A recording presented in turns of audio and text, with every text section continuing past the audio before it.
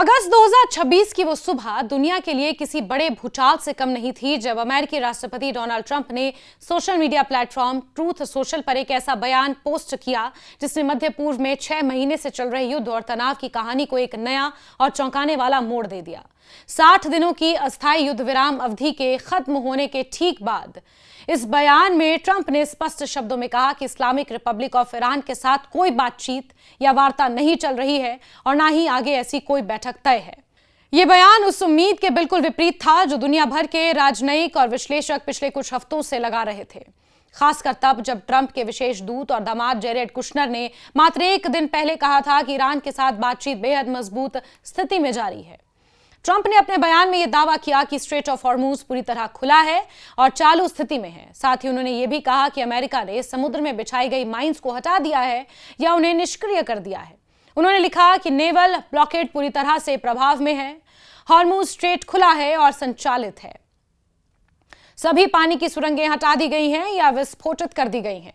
यह बयान उस वास्तविकता से कोसों दूर लग रहा था जिसका सामना अंतर्राष्ट्रीय जहाज रानी कर रही थी, क्योंकि क्षेत्रीय सूत्रों और शिपिंग डेटा के अनुसार हॉर्मूज स्ट्रेट अभी भी प्रभावी रूप से बंद था और अंतर्राष्ट्रीय शिपिंग और ऊर्जा आपूर्ति में बाधा उत्पन्न कर रहा था। ईरान की तरफ से ट्रंप ने इन दावों का तुरंत और कड़ा जवाब दिया।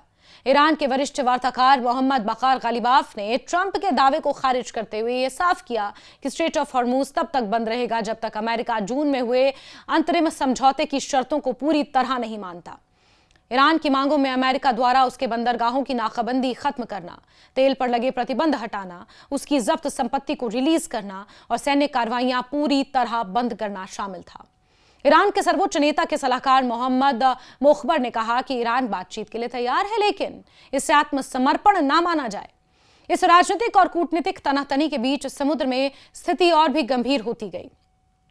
यूके मैरीटाइम ट्रेड ऑपरेशंस यानी UKMTO के अनुसार स्ट्रेट ऑफ हॉर्मूज से गुजर रहे एक व्यावसायिक पोत पर हमला हुआ जिससे उसके इंजन रूम को नुकसान पहुंचा और चालक दल का एक सदस्य हताहत हुआ।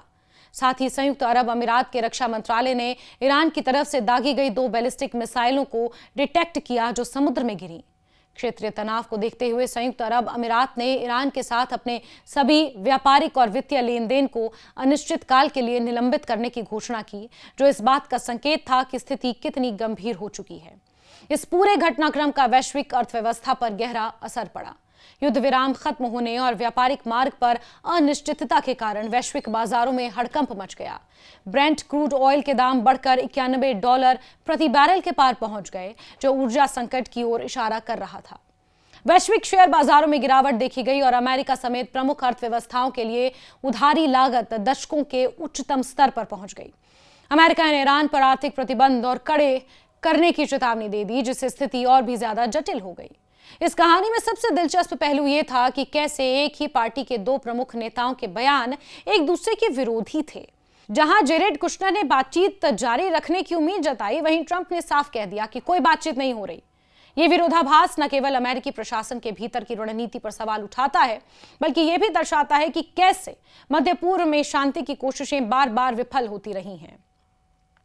स्ट्रेट ऑफ हॉर्मूज, जो दुनिया के सबसे महत्वपूर्ण तेल शिपिंग मार्गों में से एक है, की स्थिति पर दोनों देशों के बीच ये कशमकश वैश्विक ऊर्जा सुरक्षा के लिए एक बड़ा खतरा बन गई है। जून में पाकिस्तान और कतर की मध्यस्थता से हुए अंतरिम समझौते के तहत 60 दिनों की अवधि तय की गई थी ताकि दोनों देश एक अंतिम समझौते तक पहुंच सकें, लेकिन यह अवधि बिना किसी ठोस नतीजे के समाप्त हो गई। ना तो इस अवधि को बढ़ाया गया और ना ही कोई नया समझौता हुआ।